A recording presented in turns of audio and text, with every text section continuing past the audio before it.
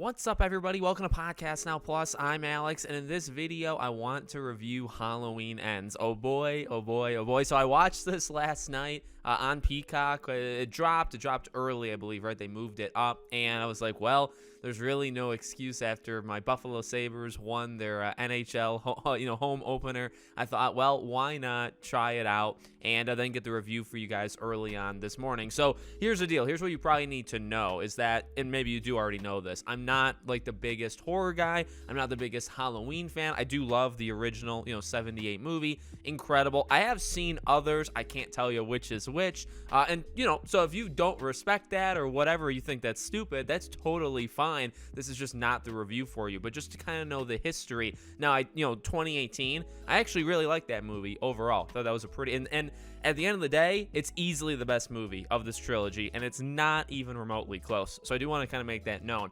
I really didn't like Kills. In fact, I would say I hated Kills, but I hated Kills just because of the stupidity of it. I have nothing against people that thought it was awesome from a cinematography point or the deaths or, anything like that. I just thought it was a really dumb movie. Now, in terms of Ends, so now you know kind of all about me, at least in my Halloween perspective. So Ends is very different. That's the first thing I gotta say. It's the first thing that I will give them credit for, in that I still struggle. I slept on it. I still struggle between hate and confused. Okay, it's not just hate. It's also kind of confusion of why did it happen this way for most of the movie, like 90% of it.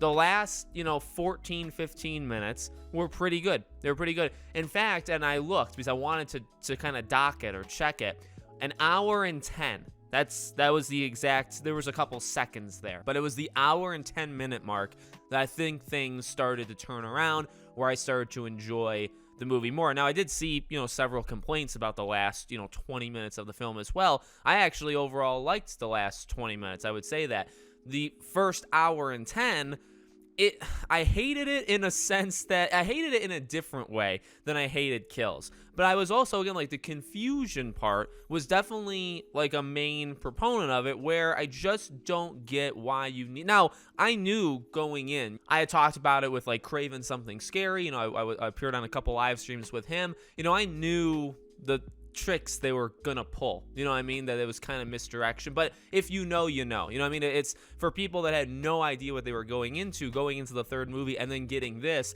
I can only imagine what they thought. We all knew, those I guess did know what this movie was gonna be about, and it wasn't so shocking. But still, it wasn't shocking, but it was shocking because it's like, why would you make a decision like this? So here's the deal. There's so much of this movie you can't say without spoiling it. So I'm going to start spoiling it like right now. If you want my spoiler-free thoughts, there it is. I liked the last 15, 20 minutes. I thought they were actually really, really good.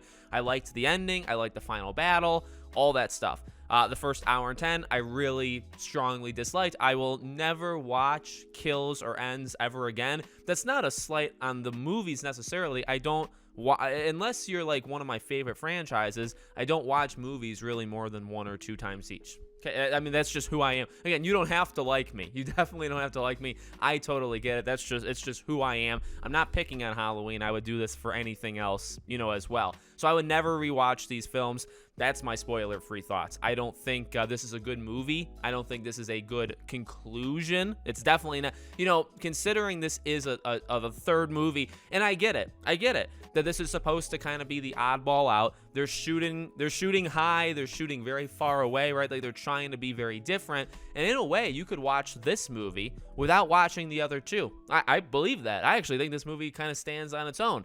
Here's the issue. When you're a trilogy and you're the third movie in a trilogy, that is unacceptable. It's absolutely unacceptable, I think. I'm all for like doing different things. The execution of those different things, though, by the way, weren't very good. But also, trying something new doesn't exactly work when you're so distantly removed from the two movies that you followed them, and you're supposed to wrap it up. And they did, and there is connection, obviously, but it's, in my opinion, this is not how you do a third movie. Now, maybe you look at that as bold, or that's something kind of like cool that they would go off the deep end like that. That's fine.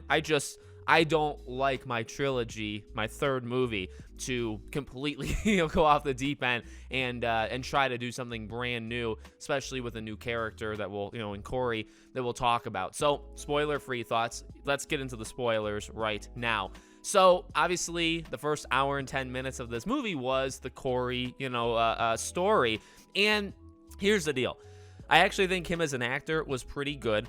I thought even like Jamie Lee Curtis in those moments of being like a mom figure. I mean, she's like a grandmother, but her being like a mom figure to Allison, she quite easily was the best character in this movie. It wasn't even close. And I do like the amount of time she was in it, the range. She had some jokes. She had some, again, like kind of personality or feeling of being that watchful protector, just a mom, baking some pies and the pie gets burnt and stuff. I mean, she was great. She was absolutely fantastic. There's nothing negative I'm going to say about her. And so she's sprinkled in through the movie, right? But then you have Corey, and so here's the deal. The beginning I actually thought was pretty good, because I really didn't know what was going to happen. I know there were theories, and, I think the prevailing theory was that he was going to kill this kid, but it was going to be accidental. Now, I thought it was going to be like a jump scare thing. Honestly, it did catch me off. Even when he was kicking the door, I was like, how is this going to result in the, in the kid? I mean, I actually did think he's going to kick the door into the kid, or the kid's going to jump out at him and he's going to stab him with a knife or something. Like, that's kind of what I thought. But once the parents were coming in, I was like, well, I don't know how he's going to necessarily kill this kid by accident. And then he did. And it was definitely shocking. So shock value, very, very good. I like that. I like the opening. And, his descent into evil, can we call it that?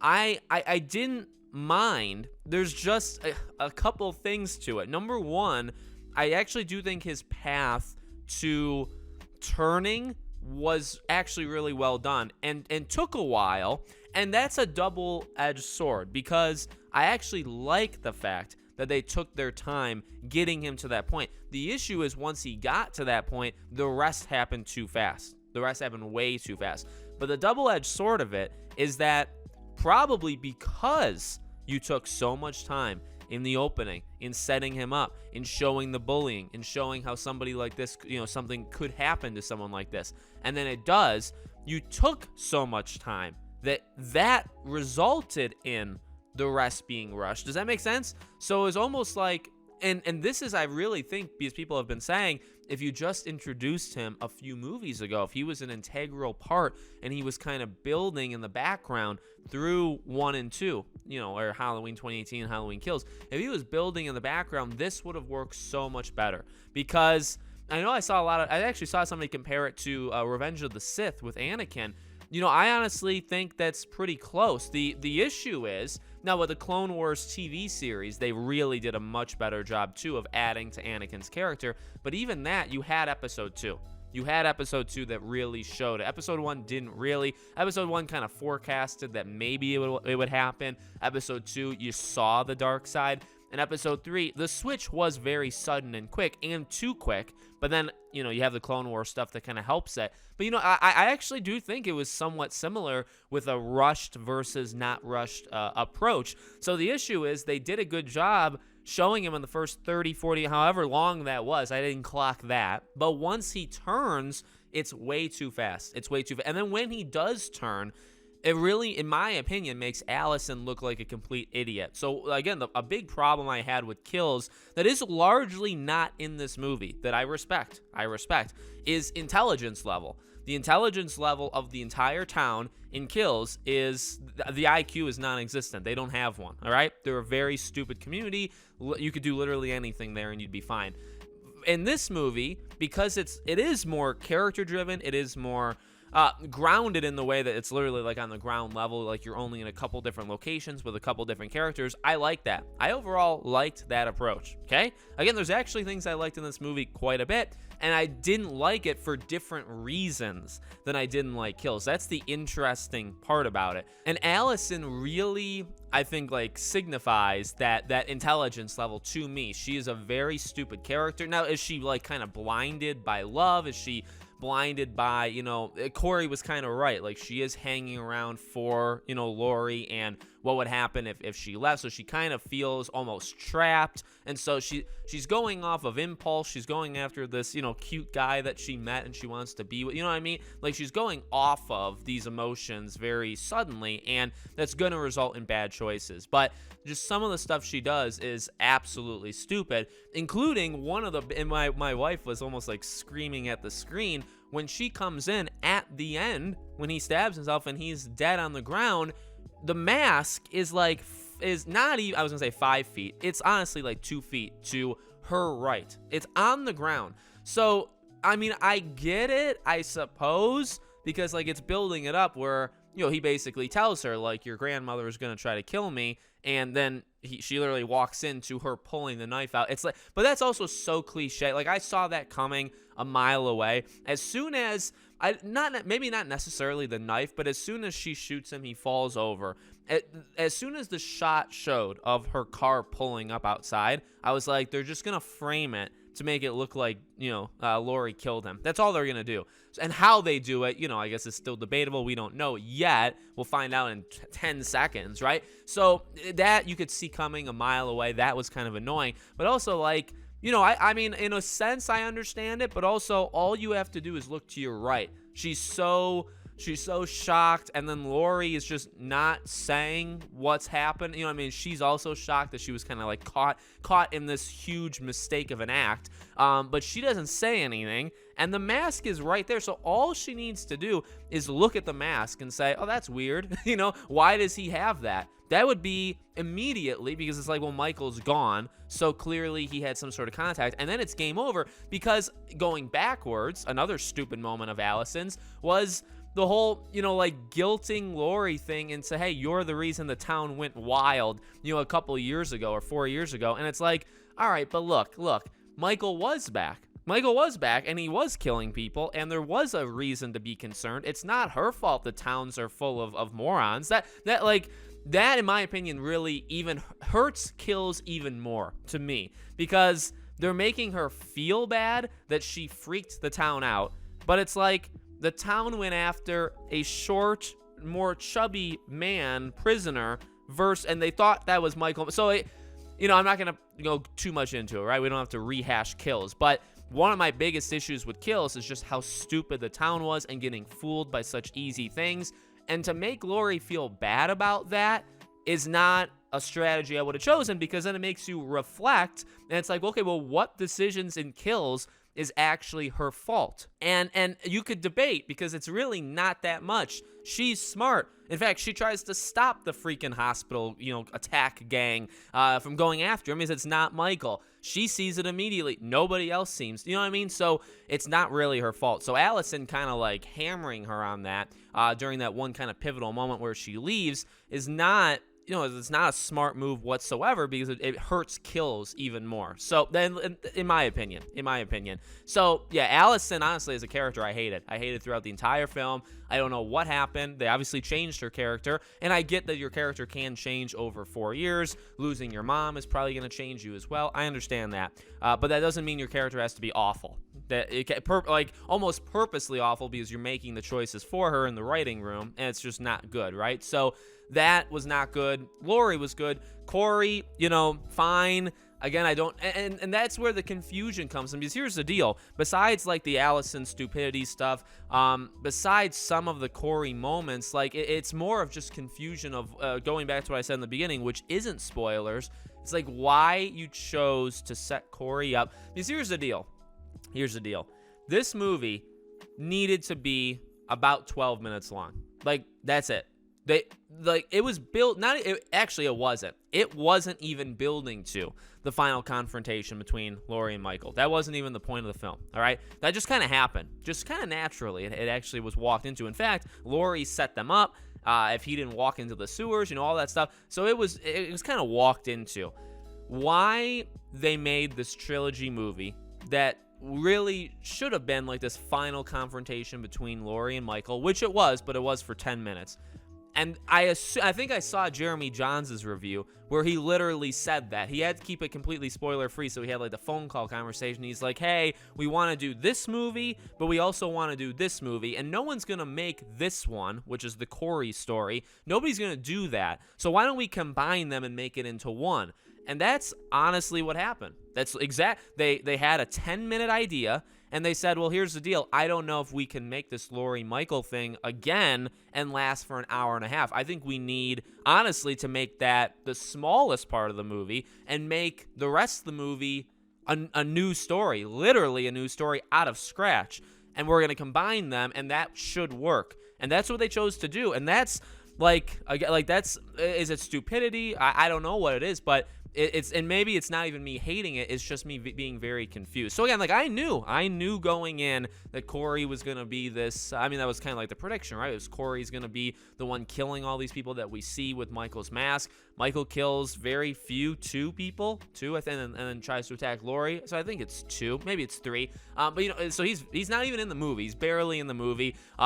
Corey like wrestles him for the mask, and I was like, that's kind of pathetic. That was the thing I said to my wife. It's like, well, doesn't that take away from Michael then? Because, obviously he kind of gets, jacked up or powered up because he kills people. But, Corey, just attacks him in the sewers, and maybe Corey's more powerful now. That's kind of the point. But Corey, tackles him, takes the mask, no big deal. And then I was thinking, well, when he attacks Laurie later, Michael, I'm not really going to think he's as impactful because he just lost to Corey, and I don't really think of Corey as much. But again, maybe Corey was supposed to be more powerful. Michael was less. So Corey technically was more powerful in that moment. And I liked how she dispatched of him. That could have been a gigantic fight as well.